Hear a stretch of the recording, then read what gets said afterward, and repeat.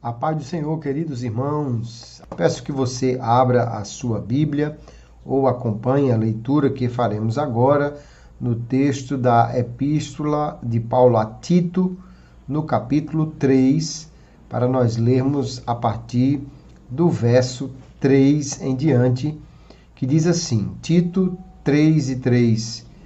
Pois nós também, no passado, éramos insensatos, desobedientes, desgarrados, escravos de todo tipo de paixões e prazeres, vivendo em maldade e inveja, sendo odiados e odiando-nos uns aos outros. Mas quando se manifestou a bondade de Deus, nosso Salvador, e o seu amor por todos, ele nos salvou, não por obras de justiça praticadas por nós, mas segundo a sua misericórdia. Ele nos salvou mediante o lavar regenerador e renovador do Espírito Santo, que ele derramou sobre nós ricamente por meio de Jesus Cristo, nosso Salvador, a fim de que, justificados por graça, nos tornemos seus herdeiros, segundo a esperança da vida eterna.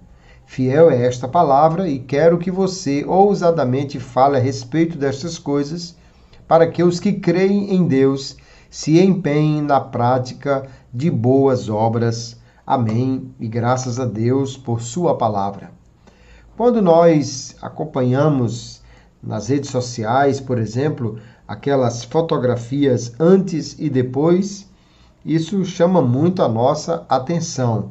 Geralmente em propagandas ou em histórias de superação, você vê numa imagem a pessoa que antes estava cansada, abatida, sem energia ou toda desgrenhada, com um cabelo assanhado ou com um físico totalmente destruído.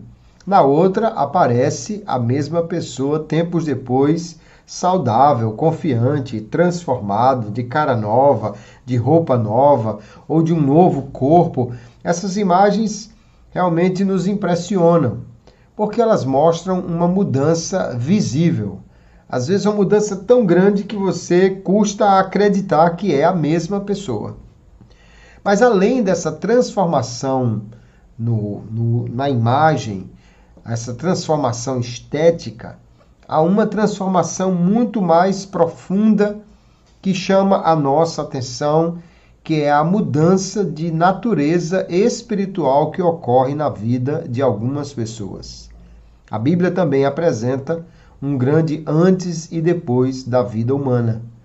Todos nós temos um antes, e talvez aqui alguém lembre de um tempo marcado por decisões erradas, relacionamentos quebrados, um vazio espiritual, talvez lembranças de um tempo de quem eram sem Deus. E por que falamos disso? Porque compreender o nosso antes é importante para valorizar o depois da graça de Deus, para não esquecer de onde Deus nos tirou e com isso venhamos a perder a gratidão ou a humildade. No texto que lemos em Tito 3, o apóstolo Paulo faz algo muito pastoral. Ele convida os cristãos a olharem para trás, não para viver presos ao passado, mas para reconhecer a grandeza da graça que os alcançou. Nós vemos aqui 3 momentos da história da nossa salvação. A graça nos mostra quem éramos, o que Deus fez por nós e o tipo de vida que devemos viver agora. A primeira coisa que o texto mostra é que a graça nos lembra quem éramos sem Deus.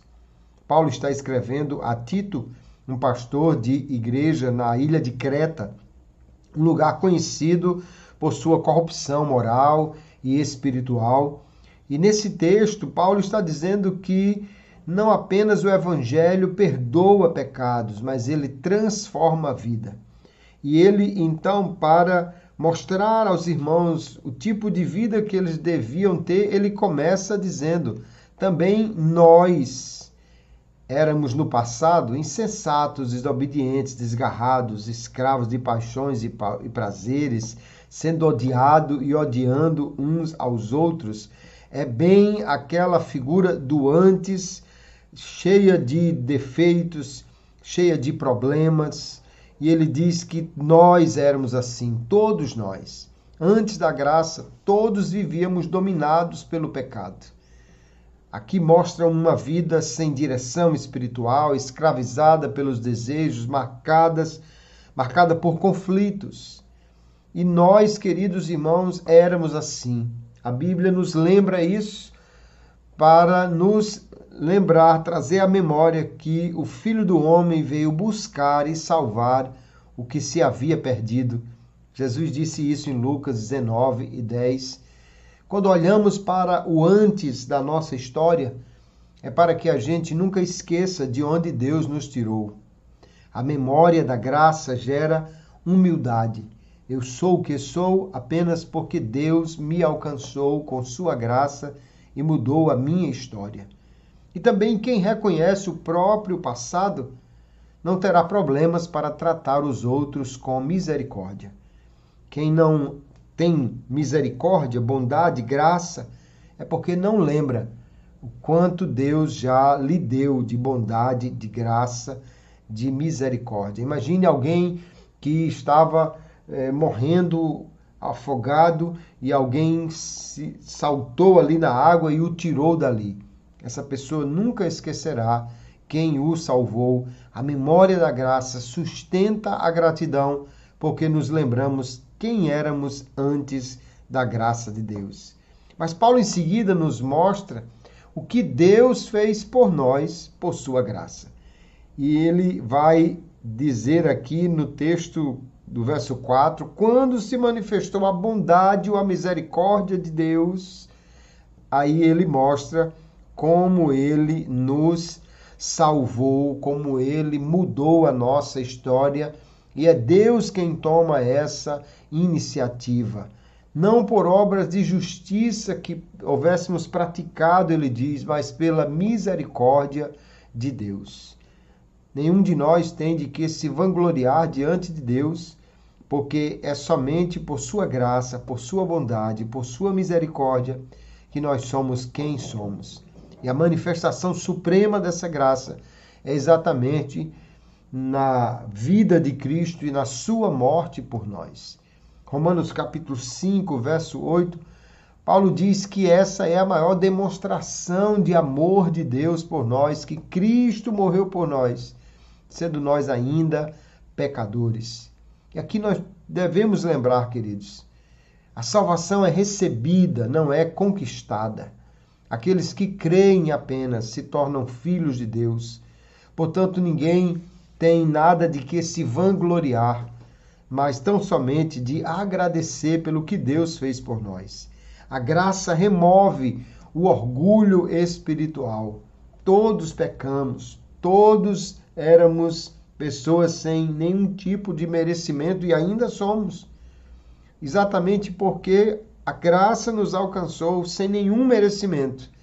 Nós não podemos ter nenhum orgulho espiritual, mas tão somente humildade e gratidão. E a certeza da salvação nos traz esperança. Se a salvação dependesse de meus méritos, eu jamais seria salvo. Mas como a salvação ela vem a nós pela graça de Deus, é um presente, é uma dádiva, então eu tenho convicção de que o Deus que me salvou e o Deus que me dá graça para continuar vivendo a vida que Ele quer para mim, nunca me negará a sua graça para que eu possa continuar firme, buscando viver a vida que Ele tem para mim. Precisamos lembrar que o depois da vida espiritual não é merecido, não é conquistado, mas é tão somente pela misericórdia de Deus. Então, nós recebemos a salvação como um dom gratuito. Ela é um presente, nós não precisamos pagar por isso, porque Cristo já pagou por nós ali na cruz. Mas a terceira parte aqui do texto nos leva a refletir sobre como essa graça nos leva a viver uma nova vida. Paulo conclui, então, dizendo a Tito que Deus, por meio da ação da morte de Cristo, do lavar renovador do Espírito Santo. Ele fez isso para que nos tornemos seus herdeiros. E ele diz: agora você fale ousadamente a respeito dessas coisas, para que os que creem se empenhem na prática de boas obras.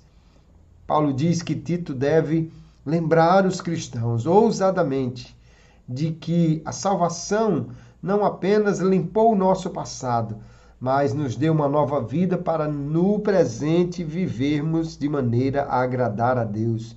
Os que creram devem dedicar-se a boas obras. A graça não produz passividade, mas transformação de vida. Escrevendo aos Efésios, capítulo 2, verso 10, depois de dizer que somos salvos pela graça, Paulo nos lembra que nós somos criados em Cristo Jesus para as boas obras, as quais Deus preparou para que andássemos nelas. Isso mostra então, queridos, que a vida cristã deve refletir a graça recebida. Se alguém diz que foi alcançado por esta graça, mas não vive de acordo com ela, não distribui graça, não oferece graça, não tem a vida mudada, então devemos perguntar se de fato esta pessoa foi alcançada pela graça e creu em Jesus. Boas obras são evidência de uma fé verdadeira. Tiago, no capítulo 2 da sua epístola, vai nos lembrar que a fé sem obras é morta. Se alguém diz que é crente, e é crente há muito tempo, mas vive nas mesmas velhas práticas, vive no engano, enganando, vive trazendo problemas para as pessoas, vivendo sem graça, condenando muito mais do que abençoando. Então, que tipo de fé essa pessoa tem? O mundo reconhece o Evangelho através de vidas transformadas. Nós somos recomendados pela palavra de Deus, ou somos admoestados a viver, a andar, a nos comportarmos de acordo com a graça que nós já recebemos. O Senhor Jesus, no final do Sermão do Monte, ele fala sobre árvores e frutos. Boas árvores sempre produzem bons frutos, mas árvores ruins sempre produzirão frutos ruins. Então, uma fé viva, inevitavelmente, produz boas obras e nós precisamos nos lembrar disso. Que texto excelente esse, que mostra-nos a essência do Evangelho. 3 verdades profundas: quem éramos sem Deus, o que Deus fez por nós e quem nos tornamos pela graça ou como devemos viver. A salvação não é apenas melhoria moral, é transformação espiritual, vivencial. Cristo nos lavou, nos regenerou, nos fez herdeiros da vida eterna, para que nós possamos viver uma vida nova. Hoje talvez seja um dia de lembrar do antes, de onde Deus o tirou. Talvez seja um dia de lembrar de como éramos e o que Cristo fez por nós. Talvez seja o dia de lembrar que somos herdeiros e para que Deus nos salvou e nos transformou. Que hoje nós possamos lembrar da graça, ser renovados na graça, ser cheios de novo da graça e viver de forma digna dela. Deus nos faz ver aquela foto horrível do antes e a foto maravilhosa do depois, para que no presente nós possamos olhar para este quadro e praticarmos a vida que Deus nos capacitou para viver, aquela que o Evangelho nos deu. A vida sem Jesus é terrível. A vida com Jesus é somente maravilha pela graça de Deus. Mas o objetivo de tudo isso é que eu seja herdeiro da vida eterna, mas que viva aqui como herdeiro de Deus. A força missionária humana mais poderosa é o testemunho de uma vida transformada por Jesus Então, viva essa vida transformada, seja um agente da graça, transmita esta graça e fale aos outros dela, para que todos possamos viver uma vida maravilhosa, graciosa, que Deus nos deu para a sua glória, para seu louvor e para que outras vidas sejam alcançadas pelo nosso testemunho de vida. Que Deus te abençoe. Você já saiu do antes e agora o depois é maravilhoso com Cristo. Vale a pena viver assim e falar disso a todas as pessoas.